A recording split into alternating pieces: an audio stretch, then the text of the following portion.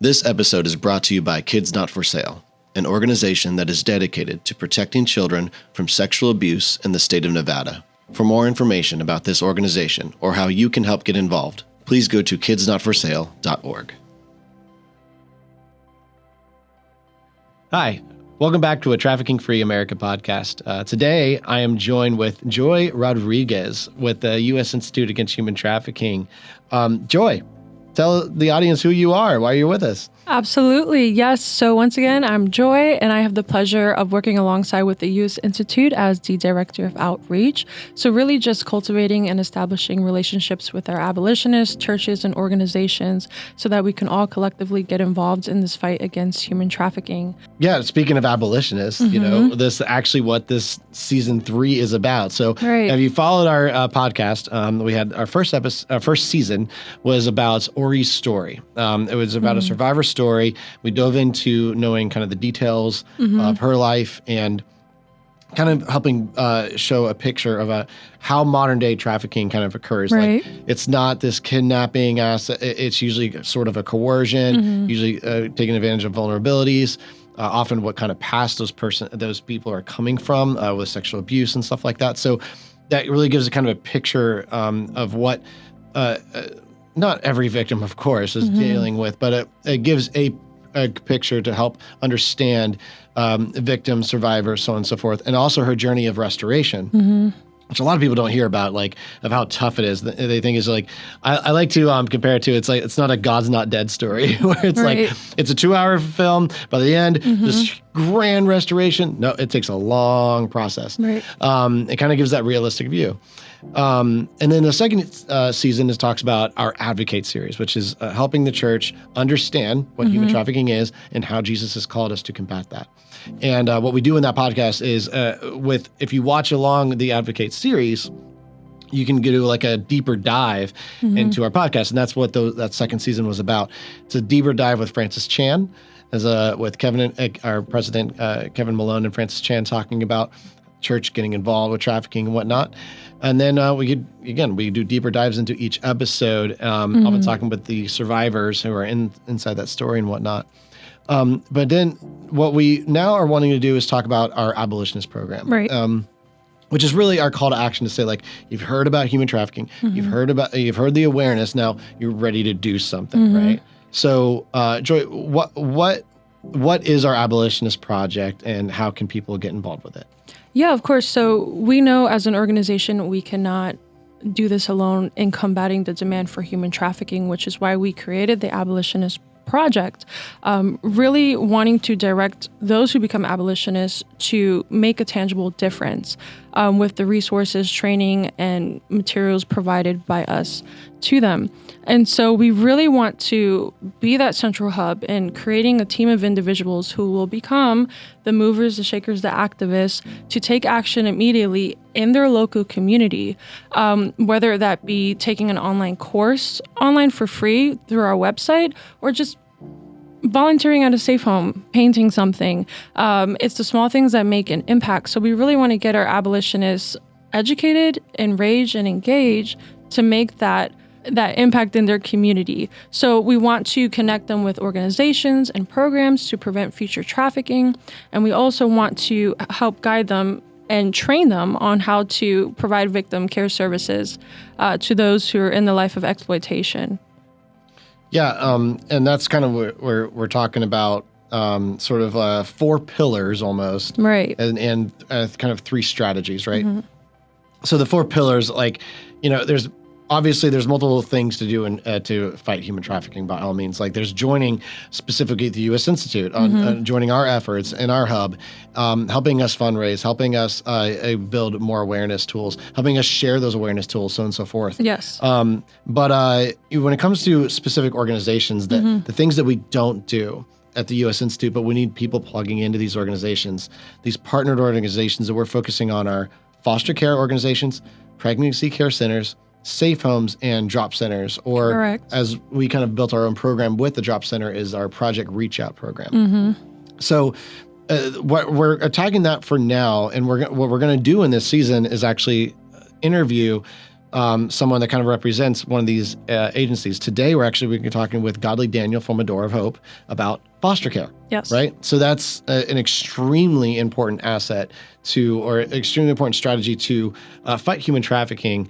And because it was like one in 4, 1 in 5 1 in kids. 4, yep.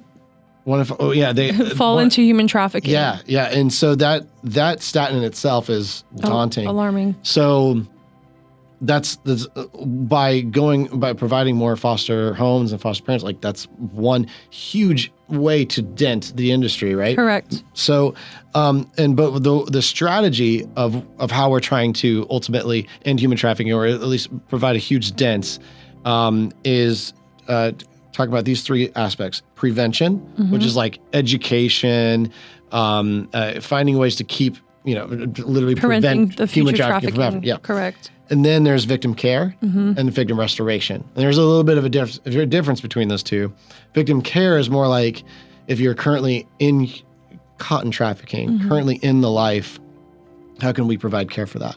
Right. And kind of bring you, plant some seeds, provide a way out. And then there's victim restoration, which a lot of people stop with victim care once they get to the point of victim restoration. They kind of just leave it as is. Right. That victim restoration is way more than safe home. It's like years of, it took them, it takes years to get out of the life.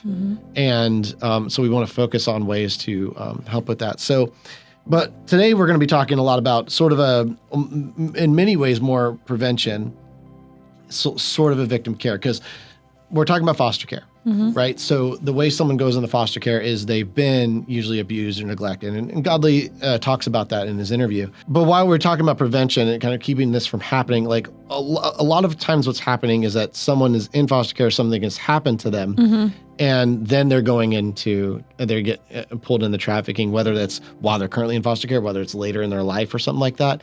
A lot of times someone is pulled into becoming trafficked because these predators prey on the vulnerabilities or past trauma that has happened in their life. Right.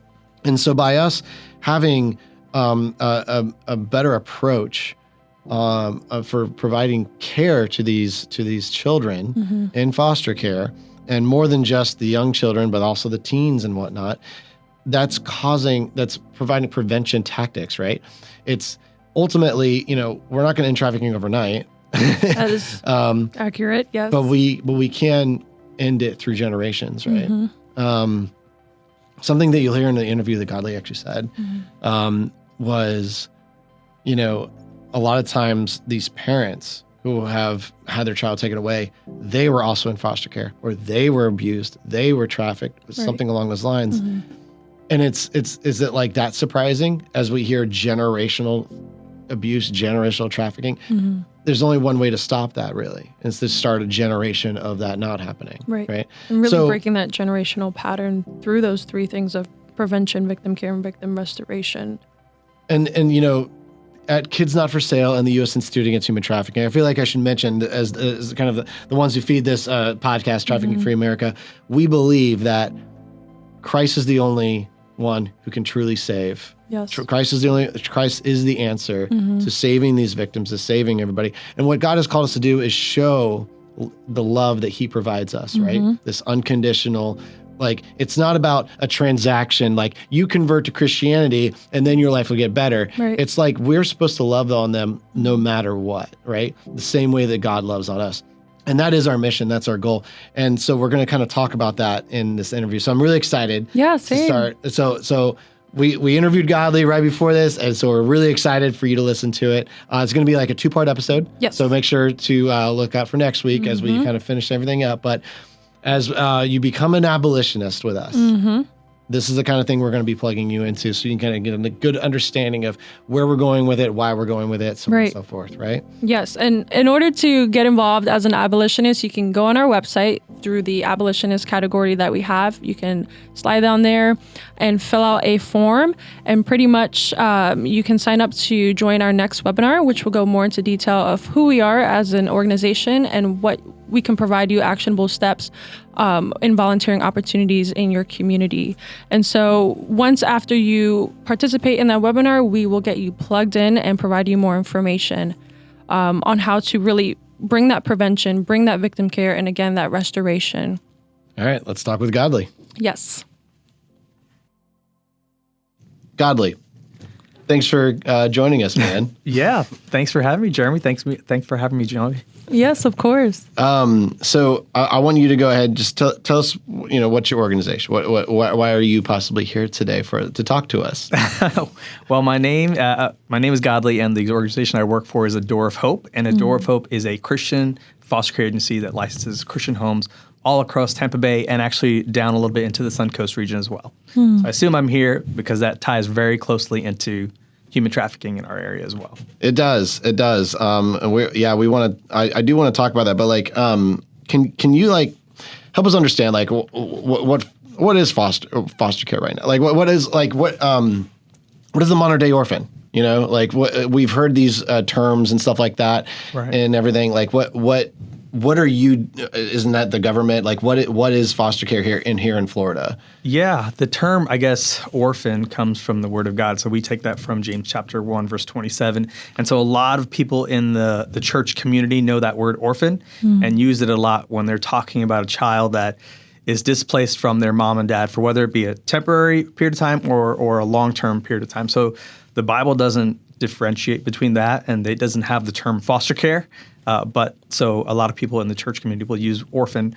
There's other words like stranger and fatherless that also are terms in the Bible that can be used. But here in America, we don't use the term orphan because usually that is specifically what they use for children whose parents have been deceased. And so they don't use that terminology. So they use words like foster care, which is something that came about actually from Christ followers, back when they started something that was called the orphan train system here from New York. And then when the church kind of stepped back a little bit, the government then stepped forward and created what we see now as the foster care system.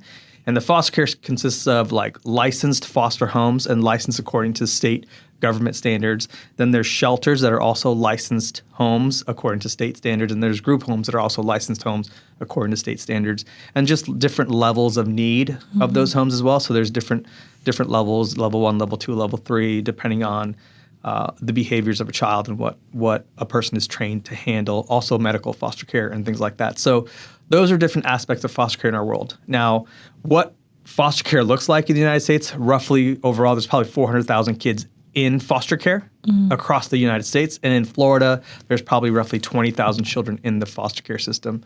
And on a very specific daily thing, every day they say on average in our area here in Tampa Bay, about 9 children are removed from their homes. And the thing that specifically has to happen is some type of abuse, some type of a neglect or abandonment itself. That's 9 kids every day? Every day. Right here in Tampa Bay. So that's what the stats look like. They may not be 9, every day might be 15 one day and then, 3 or 4. But the average when we look at a month and you divide by 30 days or so in a month, we're seeing about 9 kids every day that are being removed just in our area. Now, just imagine that, nationwide as well. I'm curious about going back a little bit about the New York train and stuff like that. Unpack that a little bit for me. I've never heard of that before. So what was happening in New York was there was this group, this man, his specific name I believe is Charles. I can't remember his last name, but Charles was a reverend in that area, and he was working with homeless population in New York, and it was crazy. And essentially during that period of time, there was a lot of children that were also becoming homeless because of lots of different things like diseases that were causing death, just parents that couldn't take care of their children because of famine and poverty. And so a lot of these children were becoming homeless, and he would start taking care of them in what he started as the Children's Home Society. He created this whole thing, and he was taking care of these children, but realized soon after, there's just too many kids. There's not enough homes for these kids, and there's not enough resources he had in New York to take care of them. And so he had this crazy idea, which was what if I take these kids and ship them out to Christian homes out in the Midwest with families there that can take care of each one individually. And so he started doing that, where hundreds of thousands of children were being shipped out on what they called now, at that time, the orphan train system, to get these kids from New York connected to families out in the Midwest that loved on them and cared for them in the name of Jesus. And that's really how foster care started in the United States. Did it become a government-associated thing, pretty quickly after that? Because I think most people think of foster care as a government or a state thing. So That Right. wasn't government related, of course, because he's just doing it out of the kindness of his heart and trying to work in a way to keep the kids safe. Because nothing existed for that. Like it was only orphanages and then like Correct. Okay. And so then the government stepped in to, bring about some safety and rules, because sometimes on all, not every family is perfect, so there has to be somebody to now govern this, and he wasn't able to do those things. So as that started happening, the church was less involved and realized they felt like they can get the government to do some of these things in caring for these children. And so they would literally step back and think like, okay, here is our best way. We'll give money towards something, which is a government institution, to now care for those children that maybe we don't want to deal with necessarily on a regular basis. And so as they step back, the system itself was being created. And so when you create a system, it has to keep going, right? You have to create the federal level of that, what that looks like, the state level of that, what that looks like, and it just keeps going down. And we have this massive crazy thing called the Department of Children and Families now that takes care of kids who are displaced, because who's going to do the investigations for abuse? Who's going to make the determination for removal of that child from a mom or dad? Who is going to then care for that child after that? Somebody has to do those things, and so essentially that's how a system got created. Yeah, Godly, I have a question for you. So within your organization, we noticed that you focus on involving the church. I just want to know, why do you think it's so significant to have the church involved? Oh, yeah. For us, it's like a biblical mandate. We feel like God has called his church to be the ones who are caring for children who are in crisis in any avenue of life, like whatever may be happening. We believe God is calling his church to be the ones to step up to do that because of his great love for each and every child, his heart for them to be safe, his heart for them to be loved, his heart for them to know him as Lord and Savior. And we just don't see that there's any other hope apart from Christ. And so we, of course, go to the very agent God has instituted, we believe, in this world to bring about that kind of hope, to bring about that kind of unconditional love, and really the change that's needed to move people from a place of just this cycle of abuse that continues to happen in their life. And we can try to do it ourselves. We always try to do it in so many different aspects of life where we try our best to work at being better, but it's almost impossible without, the help of Christ. And so without the Holy Spirit moving and working in your life. So we believe very strongly in that. So that's why we're saying let's go all into the church, because we believe that's the group that God has called to bring about that change. At the U.S. Institute, we strongly believe that Christ has called the church to step forward in fighting human trafficking. Of course, you've probably wondered, yes, but what can I do now? Well, the U.S. Institute has a program that is perfect for a church group for you to join, and that is called Project Reach Out. Project Reach Out is a program that provides assistance to victims currently being sold for sex in our country. Through a specified program, we are able to directly reach these victims and point them to resources, opportunities, and help. Through this program, we have witnessed many seeds planted and victims become survivors who are seeking restoration. With your help, we can reach more at a rapid rate, showing women, children, and men that they do have other choices in life and that they can become free of this bondage that the father of lies have painted for them. Join us by signing up at usiaht.org/abolitionists and make sure to mention in the sign-up form that you are interested in Project Reach Out. We want to thank you so much for your support and heart to end human trafficking in America. And now, back to the episode. And so we have here that data has shown that 1 in 4 or 1 in 5 foster children will become a victim of human trafficking at some point in their life. Is that valid? And why do you think that is? Yeah, I think so. I think numbers that I heard are anywhere from 60 to 70% of the kids that are being rescued have been in foster care. And so back in 2009 to 2011, I got a chance to work with the human trafficking group in Broward County, Palm Beach County, in that area. And I was working with the FBI and Homeland Security. And I remember these guys saying, we only have X amount of dollars that we can do one rescue a month. And we rescue these kids, and 95 to 97% of them run back to their pimps, at every time. And so they're saying, but the stats that we're seeing on those kids that we do rescue, like 70%, I remember at the time they would say, are kids that have been in the foster care system at one point. They're the ones that, are being targeted. They're the ones that are being coerced because they don't know what love is. They have experienced abuse and neglect in other ways, and so they're an easy target for someone who wants to kind of coerce them in a way where they're trying to fool them into thinking that this is what real love looks like, this is what a family looks like, when it doesn't, right? But for a child who's never experienced those things, right, they don't know, and so they become an easy target. In this example that you're using, like, was it children they were often rescuing? Was it adults they were often rescuing? Like, what was the situation exactly? Yeah, it was definitely children. It was focused specifically on children, whether it was domestic or international, actually. So they had both groups, and they did notice, and their stats were telling me this, that the international kids that were rescued would stay away, maybe because, wherever they were taken from, but especially the domestic ones were returned back. And so they were mostly children, and so they're trying to provide them a place to live or something where they can get on with their life. But imagine children that have been abused and neglected, and then now even more than that, trafficked to a horrible, horrible degree, trying to get back to a place of normalcy, without dealing with all the trauma that they have just experienced through all these years. Like, it's crazy. It's impossible. Like, that's another reason why I say, like, that's why we need the Lord. That's why we need Christ to step into that type of darkness. Well, help me understand.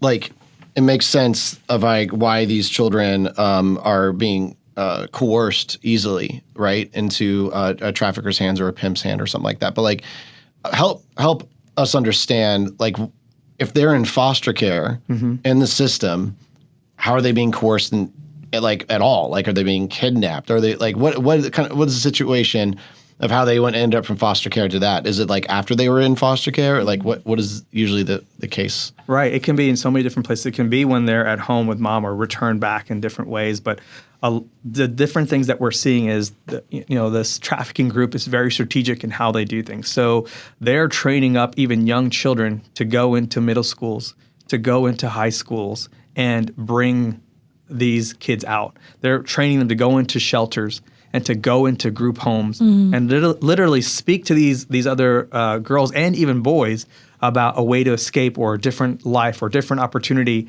and coercing them to come out and walking into this world of drugs and trafficking. It happens all the time. It's probably less in a foster home because, once again, it's really hard for another child to be in that foster home. But even if a foster parent is not being diligent and watching over those things, I wouldn't be surprised if that can happen there. I wouldn't be surprised if it could happen in a church where a child is there and another one was sent in. And if we're not diligent, even in our own churches, that someone can come in and start taking those kids out, coercing them to try something different, try something new. Well, how can the church be more diligent? I think it's important for awareness. Big thing. I was just actually, it's so funny. Right before I got here, I want to volunteer at my church. And so they've asked me to watch a video. And I'm listening through the video. I'm like, oh, this is wonderful. Every church should have this, where they're talking about possible, sexual abuse and different things that you need to look for where somebody may be grooming a child or even another adult. And so it's being very open to say, okay, there's going to be different things to look for, but don't assume everybody, that is so eager to become a volunteer is a predator. So look at that side. Like, not everybody's a predator, but don't just put your guard down. Be alert. See things and then talk about those things. Like, take it to a supervisor if you see something that's really weird. If you see something happening, and they were very specific on certain things that were like grooming type of acts, they were like, if you see any of those things, go talk to the supervisor right away and see if there's drawings that you're seeing in your Sunday school class. That may be all telltale signs of something happening. If the child backs away because you try to put your hand near the child, those are all telltale signs of something may be happening. And so awareness is a big part of being able to teach people on how to see possible abuse or a child that's been abused or a person that's trying to groom a child, and being aware of those things. From a technology standpoint, just everybody making sure they have some type of guards on for technology. So if there's somebody watching what other people are watching on their computers if you're a volunteer or if you're a staff, I think it's important for all those things to happen to be able to protect a child in these different places. Godly, I'm curious to know, like, if your organization offers like training for foster care parents. Yes. And I'd like you to further elaborate on that. Yeah. So every foster family or potential foster family that has a heart to come in and do this, everybody has to go through a statewide training that's been set up. And so for us, it's even more intense. So we make sure that we give you exactly what the state is asking us to provide in regards to training. But we want to be even more focused in on how is this a calling in their life? How is God at work in something like this? And so they have to go to roughly 30 hours of just foster parent training, which trains them on things like trauma. Okay. What are the triggers that we need to be seeing? How do we parent a child that's been through trauma? How do we co-parent with family members that have been through trauma and still help them learn what it's like to be a parent, which they've never learned, most of them being single moms and single teens, that are trying to take care of these children, but just have no idea, and they're losing their children because of poverty or because of not understanding what's going on. And so how can families come alongside to love on these bio families as well, to train them up? How to partner with the system of care. The system of care has so many issues, and if we get too caught up in watching a system or being offended by everything in the system, then we'll never be able to do the ministry work that God has for us with this child, because we're too focused on the system. Right. And so there's a training on partnering well with the system of care, how to, talk to your case managers, how to be a witness to them. There's conversations on just the overall system of care. How does it work? So when you're walking in. And then prior to you needing a daycare, prior to you needing to go to get an extended overnight caregiver, which is like a babysitter, we want to help you do that in class so that you're ready for it. You know where court is, so you can get to court. You know who to call from the system of care, and you'll have a whole list of all the different numbers. So we try to do all the training up front so that they're ready and prepared as best as they can. But you can imagine training 30 hours. Sometimes it's Saturday, sometimes it's weeknights. That's a lot of information. And so guess what? A lot of our families aren't going to take all of it in. We always kind of jokingly say it's like drinking out of a fire hose. Right. And so you only get some of that information, but we want to be always there supporting our families. So when they don't have information, we can share that with them. And then also we connect families to each other so that they can be talking to each other as well. Because there's seasoned foster families that can come in and talk to the ones that just walked in and say, hey, this is how you're going to get this done. This is how you're going to get that done. You can go to this person. These are the doctors that are really awesome with our kids. Like, there's lots of things that you can do where we just kind of share so that a foster family is prepared for that day. I want to take a step back and talk about, like, what are these children dealing with when they go from being taken from their home into placement with a foster family? Like, what is the situation? So essentially across the nation, but here in Florida, when someone sees some type of abuse or neglect happening in their neighborhood, in the community, they're going to call what's known as the abuse hotline. And so there's a specific number, 1-800-96-ABUSE, that they can call. And when they call that number, there's a person that kind of assesses the situation that they're sharing about what is abuse. And that person will decide whether or not they're going to have a child protective investigator come out to that home that day, probably within 4 hours, to go investigate what's going on. If it's not as serious, it may be a little bit longer, depending on what this person has just shared with them. And so what happens is that investigator will come out to the home and start asking a lot of questions, trying to find out what's going on. And they're essentially assessing for safety, right? The reasons they can remove are abuse, neglect, or abandonment, but they have to assess safety. And so they're trying their best in that assessment to see, is this child safe? Can we provide services into this home to keep the child home? They'd rather keep the child in the home because there's way too many kids in the system of care. But if they can't, if safety is an issue in some way here, they have to remove. And so those children will be then just within like 30 minutes asked to pack up everything they have. Most times it's just in a garbage bag. That's what we see a lot of kids coming in, is just with a garbage bag. They don't have enough time to put it in a suitcase, or maybe they're not able to get that. And then that protective investigator is trying to get this information from a bio mom who's losing their child, or a bio dad who's losing their child. You can imagine like how tense that is. How much information do you really get from them? What type of, here's a baby that you're removing, and maybe, what type of formula does this baby feed? Do you have any diapers? Like trying to think of all these things that are happening right in that moment, and you're just grabbing a garbage bag, putting stuff in that you think may be essential, and then removing this child within 30 minutes from that home, coming into a system, right, where you're hoping that there's a home for this child somewhere. But if there's not a home, the child goes to a shelter or a group home. Or they, sometimes in our area, which is sad, is those kids will go night to night to night waiting for a foster home that's going to become available, which is the hardest thing. They're coming from this horrible situation, and then they'll walk into a system that, it's not the system's fault. We just need more families, right, that have a heart to come in and help. And so that picture looks like, imagine if you walk into a hospital that has 300 beds, but you have 500 patients coming into that hospital. There's so many systems and processes that are going to break down in a hospital that tries to handle 500 kids when it's only supposed to handle 300. And so that's what the system of care looks like sometimes, where it's overloaded, and the systems and processes that normally would have worked, with X amount of kids in the system, now they're just breaking down all over the place.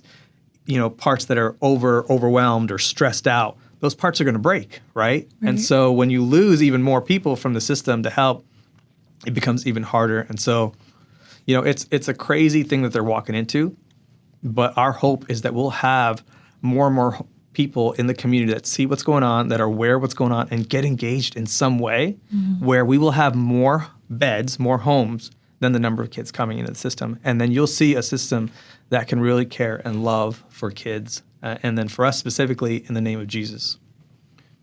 Well, you mentioned that, it's very likely that a child will go and possibly become trafficked if they've been taken away from their home, if they've gone through all this trauma, whether they're in a foster home or not. So how are we possibly preventing, these children from being trafficked if they are going into a more loving home, after neglect and abuse and stuff like that? Yeah, and so I would say that, I think from the numbers that I remember the FBI and Homeland Security was talking about, I would say probably 96 to 98% of them were coerced, right? So they're not being abducted.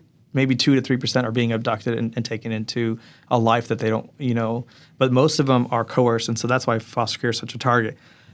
When I look at the whole situation where a child is being coerced into walking into this world where you're going to, drugs is a big part of it. So they'll drug you up and they'll, ask you to do things that you didn't want to do. You thought this pimp was your boyfriend, but now this boyfriend is asking you to do these other things that, you didn't want to do, but the boyfriend is saying, hey, this is the way that you can really love me and show me love. Like, if that child was in a home where they were able to see what true love really looked like, experienced unconditional love like Jesus has shown to us, then I don't think that child would ever believe that pimp. I don't believe that child will ever walk into that world, because they know the difference. They have been and experienced a love that's real, where nobody has asked them to do anything for that love.